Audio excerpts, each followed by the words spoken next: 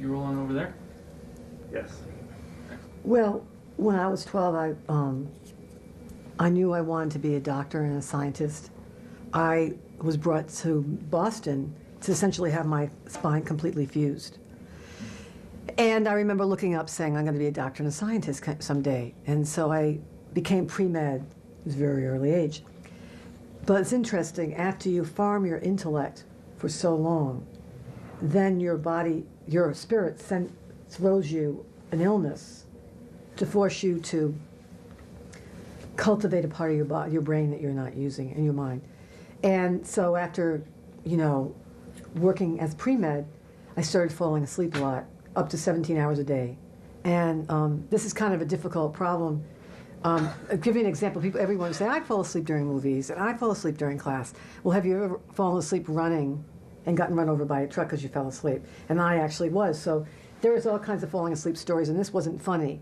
And this was making it hard for me, to finish Brown and graduate from medical school. And so they gave me a medicine, and what modern medicine got me only so far. It was great. It bought me 2 years, and I was able to finish Brown from a 2.2 average to a 4.0. So it was like, I'm healed, praise the Lord. Well then, like modern medicine can only take you so far. And the medicine started knocking out my bone marrow, and there wasn't another medicine that would help. And so I was forced to look for other things that most people don't want. So I remember going to a medical intuitive, and I thought she was a nut, which is, of course, what I've been becoming. And she told me that my brain freezes up, and it was related to intuition. And I thought, well, how do I fix this freezing up thing, which is falling asleep? She said, I don't know.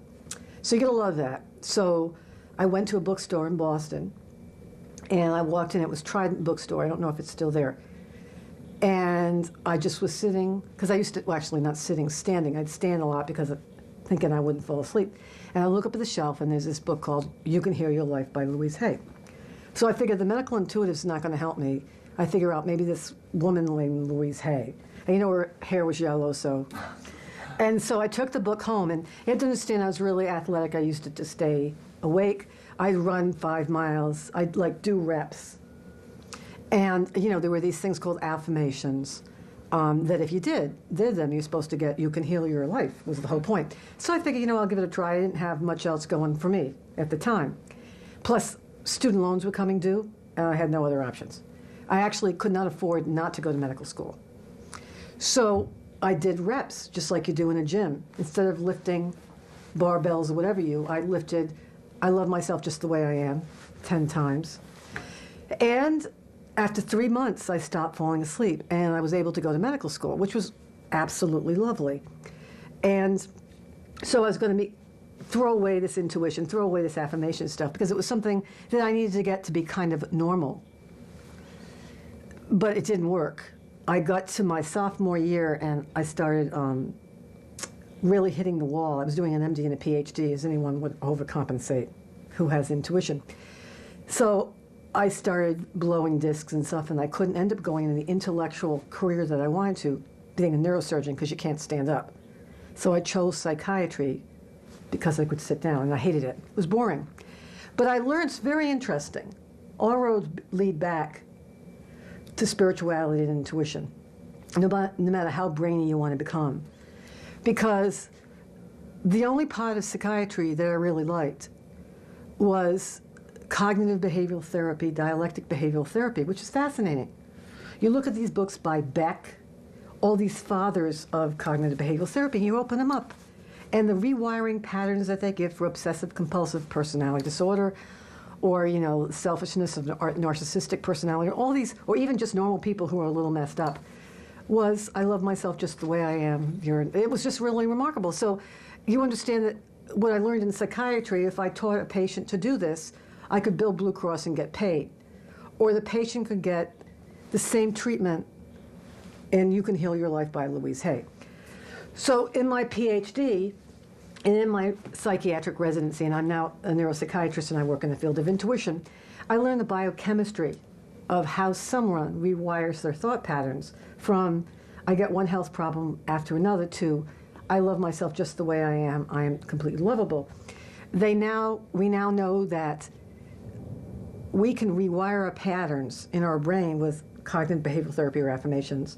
It changes the way our brains are wired, and they light up differently.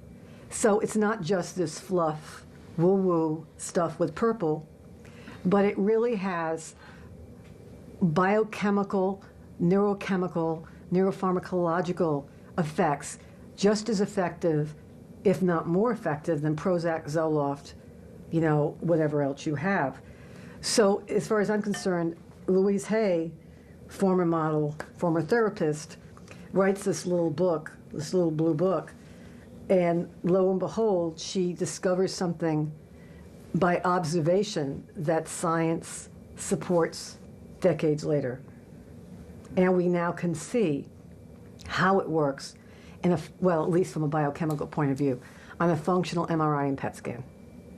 So I would be forever indebted to Louise Hay, what she did to me personally, because she woke me up, and literally what she has done as a revolutionary for, from my perspective, modern medicine. People have been getting hunches, intuition, seeing things, clairvoyance, hearing things, clairaudience, feeling things, clairsentience for years. And the thing is, if you look at everyone, you look at an audience, you look at people in a bus station, everyone's wired differently. But everybody's got a part of them, it's with a Boston accent, that's not right. A part of them that makes them unique, stands out from the crowd. And that part of you that's not right, that's different, that's a black sheep, that's the part of you, the window of opportunity for intuition. So for me, I've always been not right. My parents sent me to get evaluated when I was 5 because they said something was wrong with her. And though I passed and I got straight A's in all these classes, I clearly used to get bad conduct marks for, yeah, especially in the second grade. The teacher said, finish his class early, but clearly is distracted, is really interested in what's going on with everybody else in the room. When I was in the 8th grade, a teacher who probably had PMS looked at me sideways and I started to cry. And of course they took me to the guidance office because they're supposed to give you guidance, which is supposed to get you out of your right hemisphere of emotion and put you cleanly and neatly and hermetically sealed in your left brain intellect. And he said, you're never going to get through life with this sensitivity. And then when I went to see the medical intuitive, she said, when you learn to use your intuition, you'll stop falling asleep. The thing that I get, my intuition is like the thing that everybody gets their intuition, the part of them that's the flaw. It's this inattention that causes me to be concerned with what's going on in someone else's life. And then it's the part of me that falls asleep and goes into a dreamlike state. They used to study that. They used to teach medical students how to do that.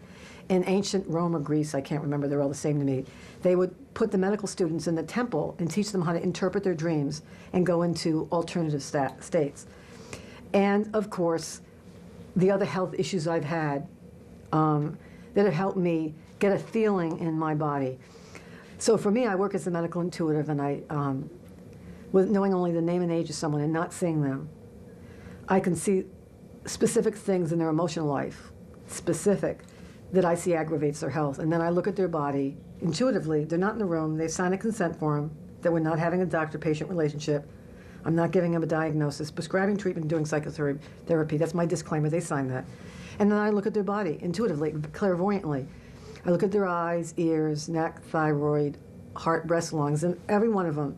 And I describe things that I see. I don't diagnose. So I'll say, I see redness where your esophagus and your stomach come together. And they'll say, yes, that's that reflux, and so on. And then I give them solutions on how to, you know, things that they can talk to their doctor about to make the symptoms better, but thought patterns that they can change to rewire the thought patterns that increase their chance toward illness. And where do we get those thought patterns from?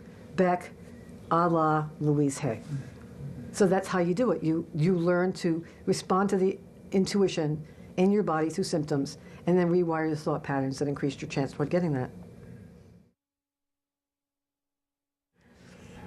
So I wanted to understand if there was biochemical, scientific literature, left brain literature, to support intuition, medical intuition. Edgar Casey, people before him, Carolyn Mace. So I went to the Countway Library at Harvard, and I was doing research for Northrup's book, Women's Bodies, Women's Wisdom. Being somewhat greedy, I got one of those big Xerox cards that you can get 500 copies. And there's a Xerox machine in the Countway that has a pedal, so you can do both hands. And I would look up organs in the first chakra, bones, joints, the immune system, and looked at emotional patterns. Just what Louise Hay does. You take her book and you footnote it. You look for, and the thing is, it's amazing. They have L1 and L2, which these levels of all these old literature. It's incredible. I found all this stuff: thyroid disease, irritable bowel syndrome, arrhythmias, alopecia, OBGYN, because Northrup's book needed it. And I just kept files in the back of my Honda Civic, which had no electrical work at that time. I had to drive only when it was light out. But anyway, I collected these files, and I just wanted to know, and I kept them. And then when an editor found about me when I was working on Northrup's book, Chris Northrop, I call her Northrop because that's what we do when you're on a team. You call people by their last names. She said, "Can you write a book?" I said, "Sure." She said, "How can you do it? How long can it take?" I said, "About 8 months." She said, "You're kidding." I said, "Oh no, it's ready to go." Because I had my 3-ring binders. And I had my little, when I read something, I put it on the card, and that's done. My favorite part, when the book came out, of course my thyroid fell out. Graves' disease, my TSH went zip, 0. It's because I was afraid of talking about it because I'm a doctor and I want to lose my license and have people, throw a fit. Anyway, so of course it was a really bad environment, and 2020 asked to come, film me. So I said, okay. So they came. This guy puts me in a chair, and he's got the thing there.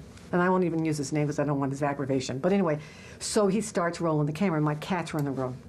And he says, "Do you talk to the dead?" And I went, "No, I don't talk to the dead. I can see them, but I don't talk to them. Why would I want to talk about them with them?" And he got a little mad. He said, he kept asking me the same questions, and he said, "Clearly, there is no scientific evidence to suggest that thought patterns are related to health, that there's anything to do with medical intuition." And I was sitting next to the cabinet with these 3-ring binders. I went, "I am so glad that you asked." And the cameraman, I said, "These binders," I said, "this first chakra, second," and they're clearly labeled because I am, a little bit of obsessive compulsive.